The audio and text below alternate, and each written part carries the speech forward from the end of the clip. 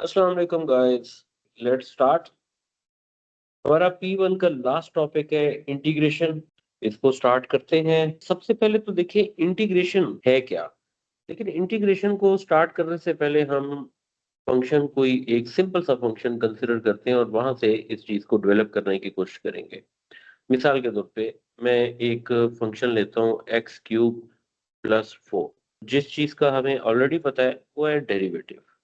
और डेरिवेटिव अगर हम इस फंक्शन का लेते हैं तो ये बन जाएगा 3x² और कांस्टेंट का डेरिवेटिव 0 हो जाएगा। जो इंटीग्रेशन है वो बेसिकली रिवर्स प्रोसेस होता है डिफरेंशिएशन का।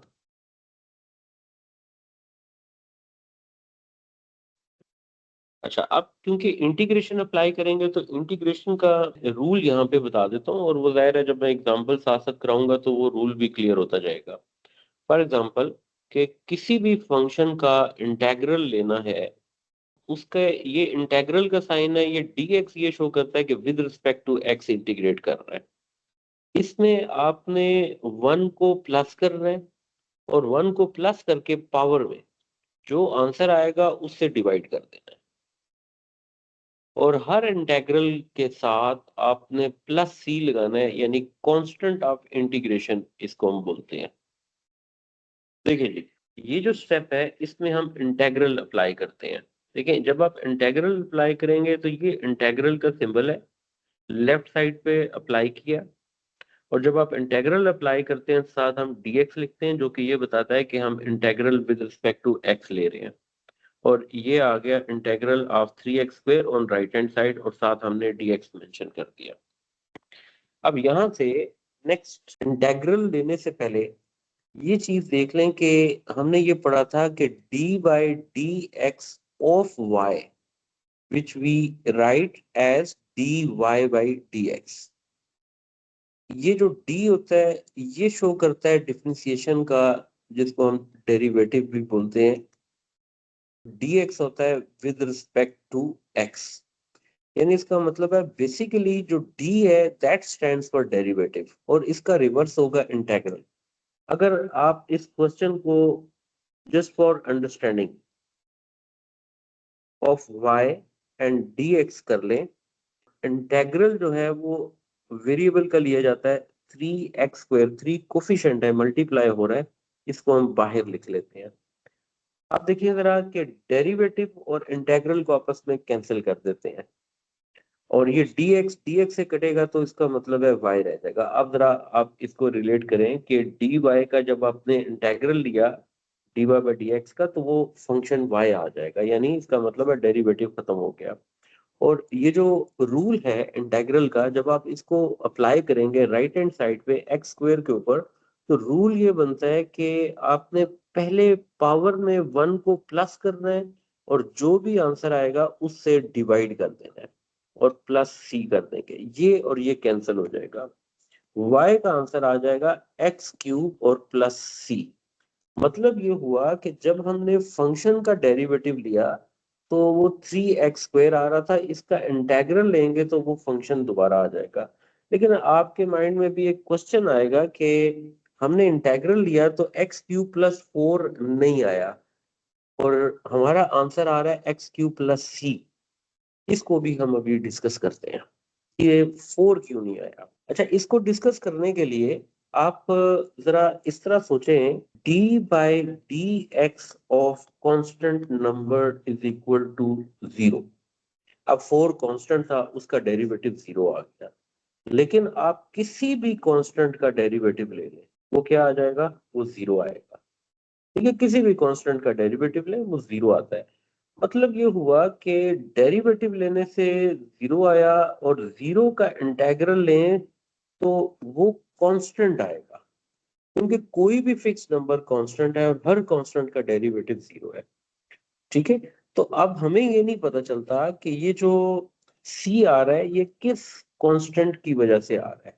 मसलन क्वेश्चन में तो क्लियरली ये बात हमें पता चल रही है कि 4 का डेरिवेटिव 0 है, लेकिन 0 जब वापस जाएगा तो वो कौन से कांस्टेंट पे जाएगा इसका हमें आइडिया नहीं है। तो उस आइडिया को कवर करने के लिए एक हम जनरल कांस्टेंट ले लेते हैं, उसको हम c से रिप्रेजेंट कर देते हैं। ठीक होगी जी बात। तो यहाँ से इस प्रोसेस से सिर्फ आपको ये समझ आया, जो डिफरेंशिएशन है अगर आप उसका इंटेग्रल लेंगे तो फंक्शन आपको दोबारा मिल जाएगा। अब मैं कुछ इंटीग्रेशन की जो टेक्निक्स हैं उनको कुछ स्पेसिफिक फंक्शंस पे अप्लाई करता हूँ ताकि हम क्वेश्चन में उसको अप्लाई करना सीख सकें। मिसाल के तौर पे जैसे कि हमें ये पता है कि 1 dx यानी 1 का इंटेग्रल अगर हमें लेना पड़ जाए तो 1 का इंटेग्रल होता है x और प्लस c। मतलब ये हुआ, अगर इसके कंप्लीट प्रोसेस को हम डिस्कस करें 1 इंटू डी एक्स, इसको अगर आप लिखें 1 का मतलब है x पावर 0 dx और इस पे इंटेग्रल का रूल लगाएं तो इंटेग्रल के रूल में 1 को पहले पावर में प्लस करना है और जो आंसर आएगा उससे डिवाइड कर देना है और साथ कांस्टेंट आ जाएगा। फाइनली आंसर क्या आ गया, x प्लस सी। यानी अब आपने आगे के लिए इस बात को माइंड में रखना है कि जब भी 1 का इंटेग्रल लेंगे तो आप डायरेक्ट x ले सकते हैं, आपको एक्चुअल प्रोसेस भी पता होना चाहिए। अब इसी क्वेश्चन को मसलन 2 का इंटेग्रल लेना है, आप इस 2 का इंटेग्रल को ऐसे लिख सकते हैं कि ये 2 जो है उसे इंटेग्रल के बाहर ले लें और ये बन जाएगा 1 इंटू डी एक्स, यानी ये 2x प्लस सी आ जाएगा क्योंकि 1 का इंटेग्रल x होता है। इसी तरीके से इन जनरल अगर a dx ले लिया जाए तो ये बन जाएगा ax प्लस सी। ठीक है, एक तो ये वाला स्टेप आ गया। ओके, फिर उसके बाद हम ये देखते हैं कि अगर हमारा फंक्शन जो है वो 1/x की फॉर्म में होगा और ऐसे किसी भी फंक्शन का इंटेग्रल लेना पड़ जाए तो आपने x को ऊपर लेके जाना है और फिर उसका इंटेग्रल लेना है। आपको याद होगा जो डेरिवेटिव किसी भी फंक्शन का लिया जाए, जैसे हमने लिया था 1/xn, इसका डेरिवेटिव लेने के लिए नीचे से फंक्शन को हम ऊपर लेके जाते थे और फिर हम डेरिवेटिव उस पर अप्लाई करते थे और डेरिवेटिव में पहले पावर कोफिशिएंट से मल्टीप्लाई होता था और फिर जो भी पावर है उसमें से 1 को माइनस करते थे। यानी इसमें ये बात है कि जब फंक्शन डिनोमिनेटर में आएगा तो उसको ऊपर लेके जाना है और फिर उससे ऊपर जाके उसकी दायरा पावर का साइन चेंज हो जाएगा, उसमें हम 1 को प्लस करेंगे and then we divide it with the power and will get the integral. Okay, this would be the answer. अब हम इसकी प्रैक्टिस को आगे कंटिन्यू करते हैं।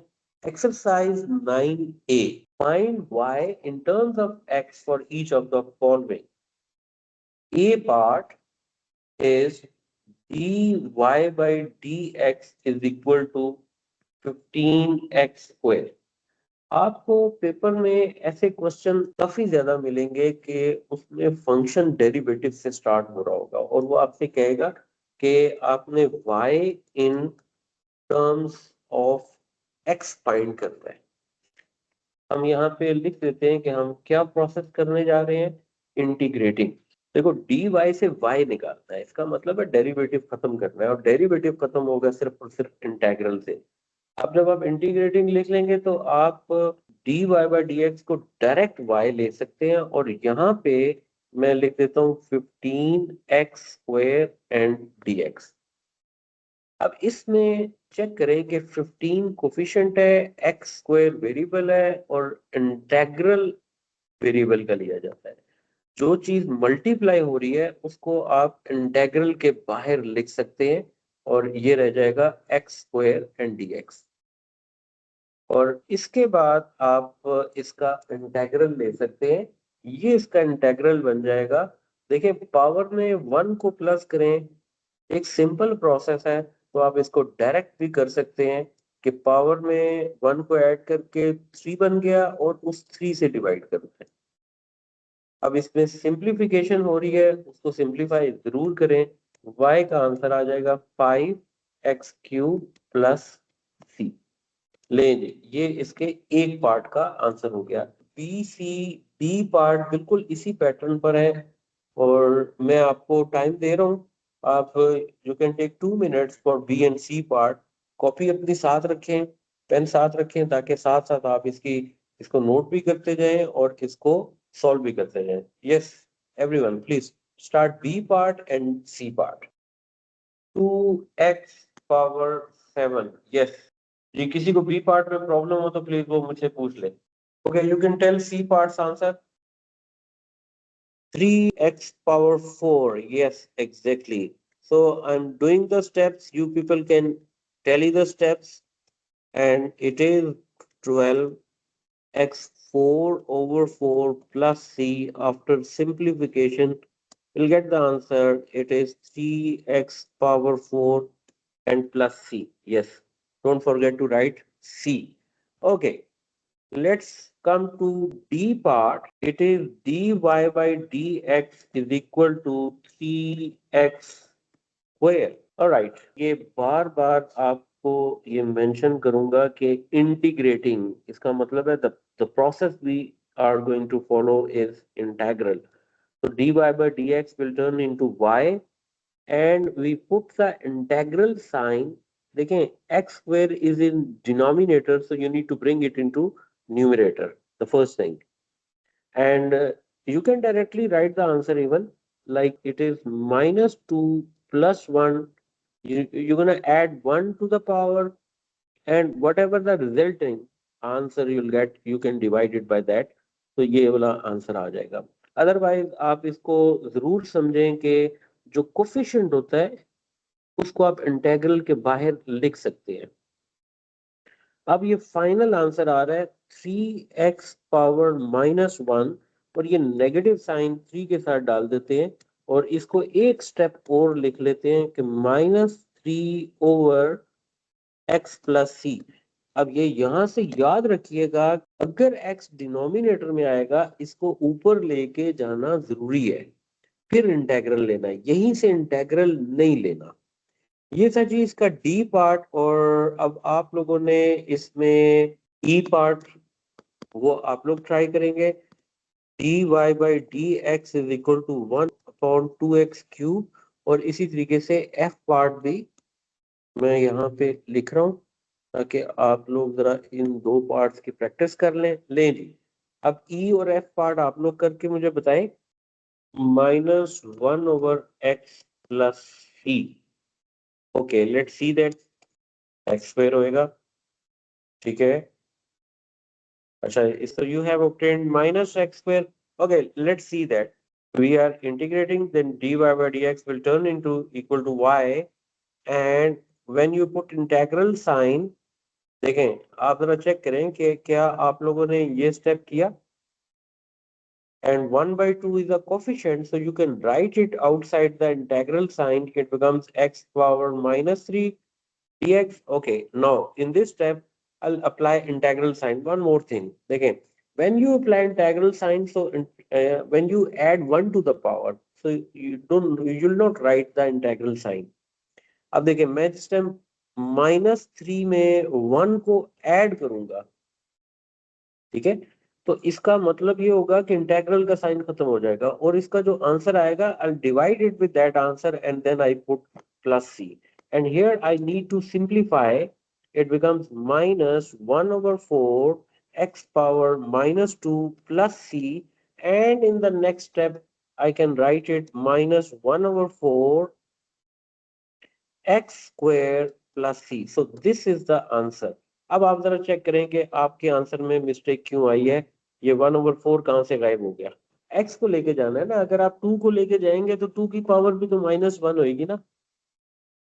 आपने सिर्फ इंटेग्रल x का लेना है तो x ऊपर जाता है, ठीक है। ओके, एफ पार्ट करेंगे।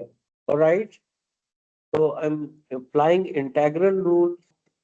I will add 1 to the power, and whatever the answer I'll obtain, it would be in the denominator 1/2 आएगा। और जब आप इसको further solve करेंगे तो it is going to be 8x power 1/2 plus c, and you can write your final answer.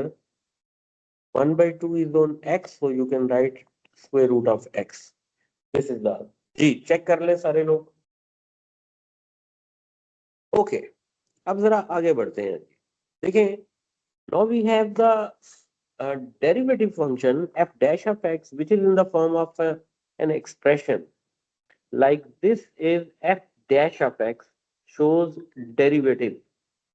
It is -2x cube and plus 2.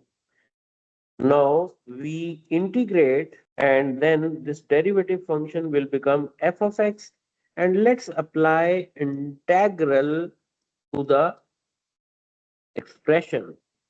Now this expression contains three terms. Okay अब आप लोग जरा गौर से तवज्जो दीजिएगा कि you can apply this integral to individual terms in this form. Like if you want to apply integral to 5x power 4 and you put the integral sign, then you have to write dx with the integral sign. Next term is 2x cube. So integral separate नहीं आता, it always comes with the dx. And the last term is constant and you write it with this. Even though you can apply the integral in a direct way, like if I apply the integral, I'll get 5x5 minus 2x 4 over 4 and this is 2. तो constant के integral के साथ x आ जाता है तो ये बन जाएगा 2x और ये प्लस c आ जाएगा. आगे हम सिंप्लीफाई करते हैं. अदरवाइज आप इस तरह कर सकते हैं कि इंटीग्रल जैसे 5x पावर 4 यानी x 4 पे लगेगा तो कोफिशिएंट को आप इंटीग्रल के बाहर लिख सकते हैं. यहाँ पे भी यही आ जाएगा x क्यूब एंड dx. और ये 2 तो कांस्टेंट है ना, अगर इंटीग्रल के बाहर रखेंगे तो इंटीग्रल के अंदर सिर्फ dx आ जाएगा. तो नेक्स्ट स्टेप में आप इसको अप्लाई कर सकते हैं. इनको सिंप्लीफाई कर लें.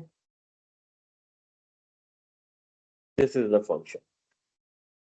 चले जी, अब बी पार्ट सिंपल है, आप लोग ट्राई करें इससे जरा. Yes please. प्रैक्टिस साथ साथ करते जाएं ताकि जो जो हम आगे बढ़ेंगे तो क्वेश्चंस की कॉम्प्लेक्स सिचुएशन है वो बढ़ती जाएगी. तो आपने बेसिक टेक्निक को क्लियर करना है. जब बेसिक टेक्निक क्लियर होगी तो आपको आसानी होगी क्वेश्चंस को अप्लाई करने में. Okay, what is the answer for B part? देखिए जी, मैं इसमें अब इंटीग्रल अप्लाई कर रहा हूँ. Please check your steps. f dash of x will turn into function, and when you apply the integral, so you can apply integral individually just like this, x squared dx and negative sign, this is minus 2x and dx. It's better if you are in the habit of taking the coefficient outside, it's fine. Otherwise you can directly take the integral here. This is x squared dx and this is going to be 2 integral of x. Now I'll apply the integral when you add 1 to the power and then you divide it with the resulting power. x6 over 6 आ जाएगा.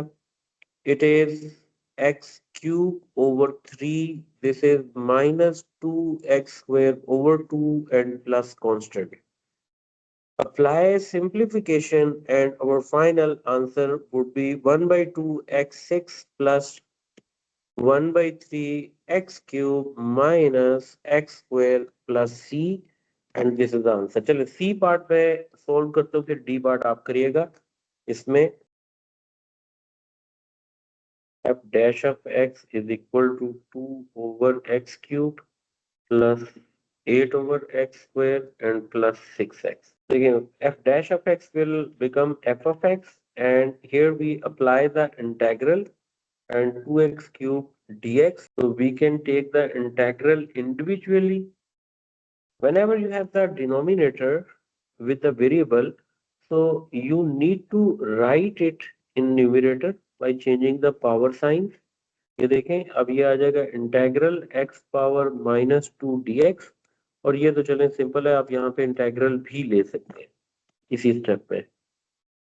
देखें, when you add 1 to the power minus 2 over 2 plus, this is when you add 1 to the power it becomes minus 1 and you divide it with minus 1, and it is 6x square by 2. Integral is completed, so you can introduce constant at this step. After the simplification you will have this value 2 and 2 is cancelled. This is minus 8 over x and plus 3x square plus c. ये इसका answer आ जाएगा. अच्छा, अब आप लोग इसमें D part आप लोग जरा सिंप्लीफाई कर लें. लें जी, अब आप लोग इसको सॉल्व करें. आंसर आ गया आपका. It is minus 3 by 2 x power 6. नीचे ले आए, माइनस माइनस प्लस कर दें, 3 ओवर एक्स कर दें, and this is 4x plus C. यानी finally 3/2x⁻6 plus 3/x and plus 4x plus c।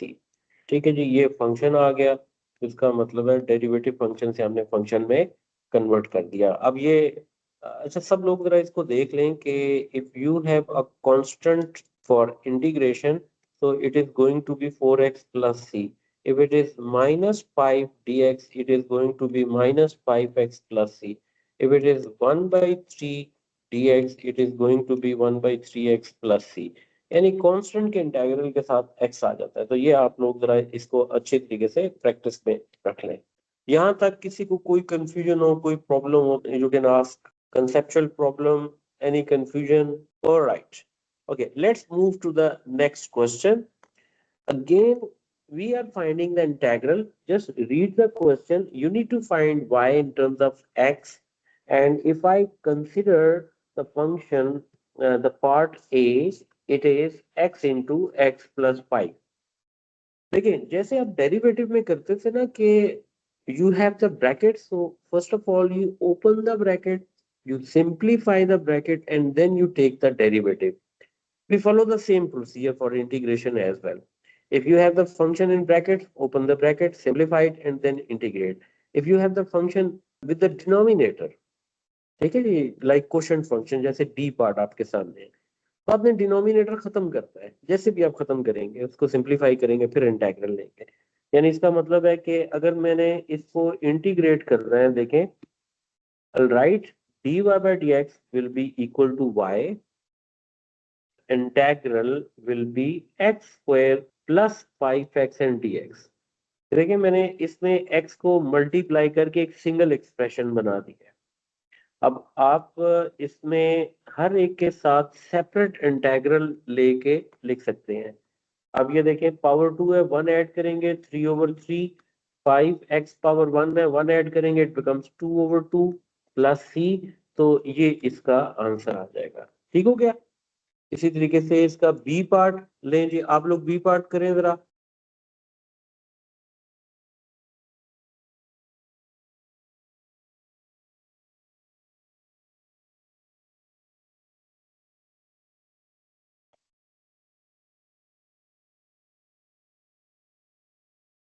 ले जी, ये मैंने आपको बता दिए, इसके स्टेप्स भी शो कर दिए हैं। आप लोग अपने जरा आंसर को टैली करें, अपने स्टेप्स को टैली करिएगा जरूर, स्टेप भी ठीक होने चाहिए। Now I am taking D part, and d part is in the form of fraction. It is x4 minus 2x plus 5 and we are dividing it with 2x cube. देखिए, one of the way of making it simple expression, if you simply divide it with the denominator with each term, it is 5/2x cube.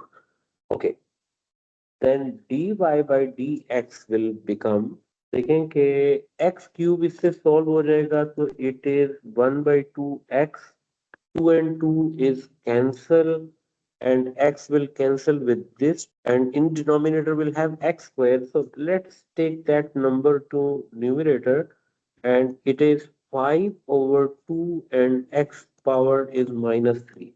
After simplifying, we integrate.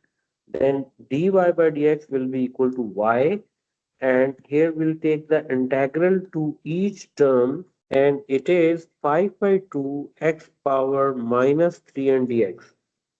1/2 x means x square over 2, and when you add 1 to the power, you're left with x power -1, and you divide it with the power 5/2. Adding 1 to the power becomes -2, and you divide it with -2, and then we need a simplification here. Minus minus plus 1 over x minus 5/4 x square plus c. So this is our answer. Okay, if I consider this e part here, dy by dx, and it is square root of x and x minus 3 square. Okay, ये बात नहीं करना है, इसको देखें जरा, try करें कैसे सॉल्व करेंगे आप लोग।